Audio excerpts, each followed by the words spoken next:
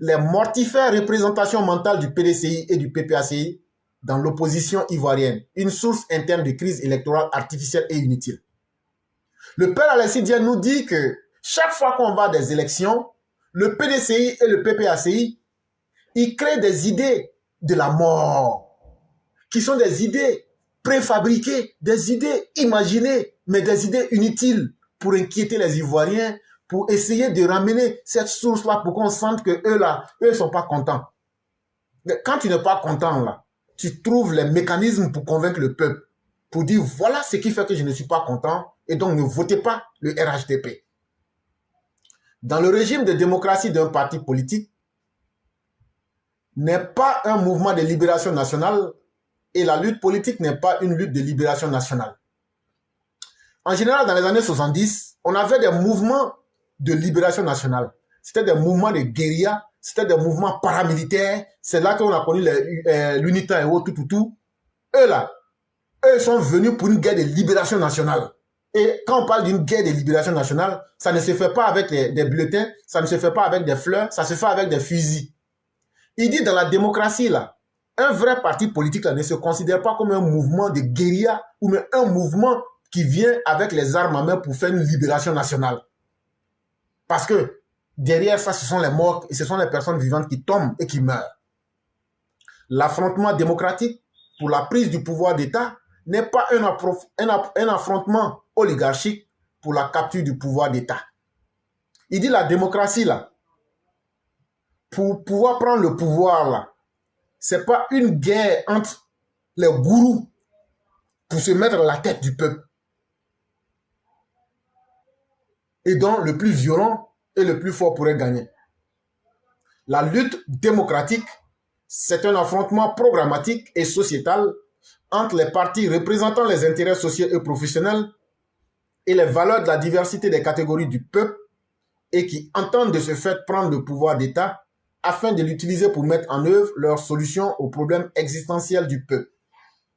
Il dit la vraie réalité là, la vraie lutte qu'un parti politique mène dans une démocratie véritable, c'est la lutte qui consiste à représenter les intérêts des différentes couches de la population, des différentes composantes de la population.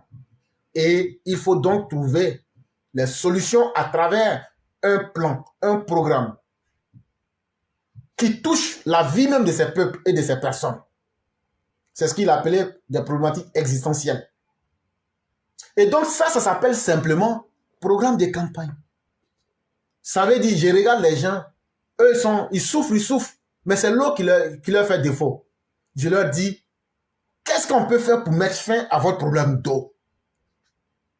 Les populations disent, voilà ce que nous on pense. Toi-même aussi, tu te dis, voilà ce que je pense. Tu dis aux populations, donc à partir de maintenant, là, faites-moi confiance. Quand je serai là, dans 6 mois, on va régler votre problème. C'est ça le PPACI et le PDCI ne peuvent pas faire. Eux, ils sont des oligarques. Ils viennent pour s'enrichir, pour s'engraisser, pour être des gourous, pour que vous, le peuple, vous puissiez souffrir. Et qu'eux puissent être heureux. Quand eux passent dans leur grosse voiture, là, vous dites, pour lui être bien, c'est qu'il y a sûr, Dieu va se réveiller un jour pour nous. Hey, cette Côte d'Ivoire, là, nous, on ne veut pas ça. Toute personne doit être capable d'aller travailler. On n'a pas besoin de gourous. On n'a pas besoin de faire mal à la population pour être heureux. Puissent les idolâtres du pouvoir qui sévissent dans la classe politique ivoirienne depuis un quart de siècle à partir d'une interprétation électorale et appauvrie du débat démocratique pluraliste et de la fonction du parti politique, consentir à abroger les représentations mortifères qui les conduisent à transformer de manière récurrente les temporalités électorales du pays en lutte oligarchique permanente pour l'appropriation privée du pouvoir d'État. Il dit donc, il sera important, il compare ici à des idolâtres, des adorateurs de fétiches. Et là, quand tu adores ton fétiche, on ne parle plus de logique. Et donc, ils sont imbibés dans un endoctrinement qui fait que pour eux, c'est seulement prendre le pouvoir à titre individuel pour satisfaire leurs égos individuels. Et donc, à chaque moment d'élection, il faut réveiller les vieilles rengaines de la haine, les vieilles rengaines, le jour des élections, ça sera le dernier jour pour la Côte d'Ivoire. Le jour des élections, le sang va couler. Le jour des élections, il y aura piscine de sang en Côte d'Ivoire. Les têtes vont tomber, les bras vont s'éparpiller, les têtes vont rouler à terre. Et quand ils font ça, ça appauvrit le débat. Ça fait que finalement même, le débat politique ivoirien devient nul. On ne retrouve en rien qui soit des propositions. Voilà ce qu'on va faire en termes de programme. Voilà ce qu'on va faire pour faire rêver les Ivoiriens. Alors que le débat politique devrait être un moyen pour faire rêver les uns et les autres, ça devient un débat pauvre. Ça devient un débat de dogme où je m'en fous, c'est Bédié je suis, je m'en fous, c'est Babo Djamo, bon, non, c'est Ouattara Djamo. Voilà où c'est très mauvais. Ça devient donc des l'idolâtrie, des adorateurs de fétiches. Mais tout ça, pourquoi ils le font? C'est pour leur propre avantage particulier. Quand ils vont venir à la tête du pays, ils vont s'accaparer des marchés, ils vont détourner les fonds, et puis maintenant ils vont appauvrir le pays.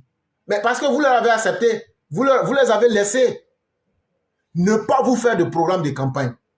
Si vous, le peuple, vous ne demandez pas de programme de campagne, demain quand vous allez les mettre au pouvoir, là, quel argument vous avez à leur dire vous ne travaillez pas?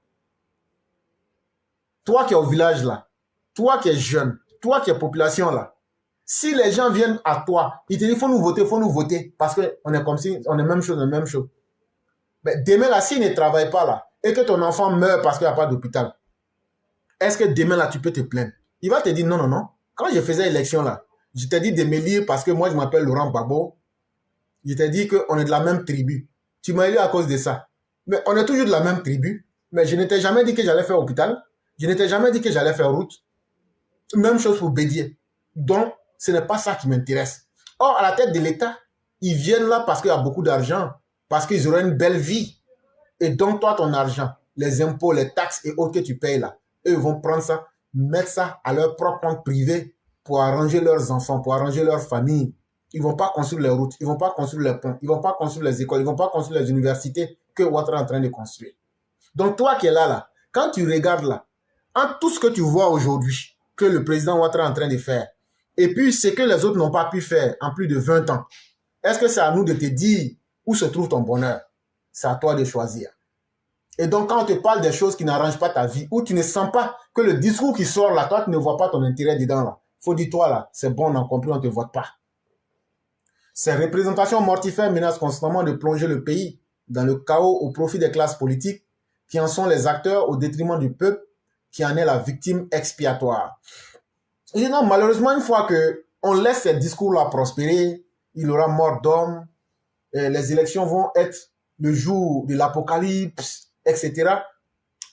Il dit, en fin de compte, là, une fois qu'on adapte le discours des hommes politiques et qu'on se prête à ce jeu-là et qu'il y a la violence, il dit qui est le premier perdant. Il dit le premier perdant, c'est le peuple qui devient le mouton de sacrifice. Les politiciens vous utilisent comme leur mouton de sacrifice pendant qu'eux, ils ont bien gardé leurs enfants, pendant qu'ils ont fait sortir leurs femmes, pendant qu'ils ont caché leurs parents, pendant qu'ils font semblant de mentir aux Ivoiriens qui sont malades pour se cacher dans des hôpitaux, alors qu'ils ont semé le feu dehors, mais ils vont se cacher dans des hôpitaux. Laurent Gbagbo, il dit, il faut savoir que toi, qui dis que tu es pro-Gbagbo, gore dur, endurci là, tu vas te faire éliminer, tu vas te faire massacrer. Et après, les politiciens, qu'est-ce qu'ils vont faire? Ils vont aller s'asseoir entre eux pour tirer avantage, que ce soit le parti au pouvoir ou l'opposition. De toute façon, les moutons qui voulaient qu'on les tue, on les a déjà tués. Donc, maintenant, venons, on va s'asseoir pour dire que, bon, on ne va plus refaire. Et donc, ils vont partager des mallettes d'argent. Et puis, après, chacun rentre chez lui. Toi, tu es déjà mort. Grâce à ton sang et à ta vie, tu as rendu le politicien important. Et donc, faisons beaucoup attention.